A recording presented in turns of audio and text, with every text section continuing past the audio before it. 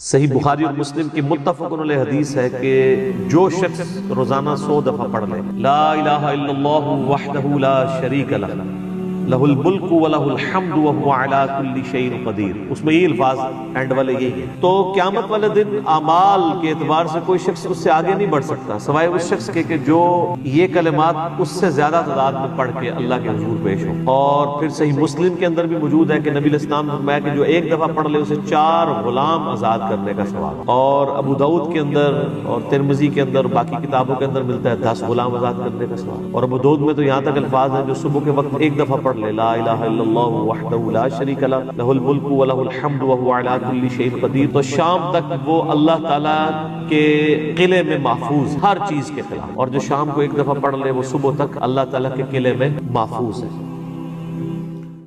মসজিদে প্রবেশ করলে কি 2 রাকাত নামাজ পড়তে হয়? মসজিদে যতবার ঢুকবেন, ঢোকার পর আগে 2 রাকাত নামাজ পড়বেন। যদি এরপরে বসতে চান, হয়তো আরো জামাতের 10 মিনিট বাকি আছে, মিনিমাম 2 রাকাত নামাজ পড়ে তারপরে বসবেন। এমনকি সুন্নত পড়তে চান, সুন্নত পড়ে তারপরে বসলেন, অসুবিধা নেই, কিন্তু কিছু একটা পড়তে হবে। নামাজ না পড়ে সরাসরি বসা উচিত না, হাদিসে নিষেধ আছে। নবী সাল্লাল্লাহু আলাইহি ওয়াসাল্লাম বলেছেন কেউ মসজিদে প্রবেশ করলে সেজন্য নামাজ না পড়ে না বসে।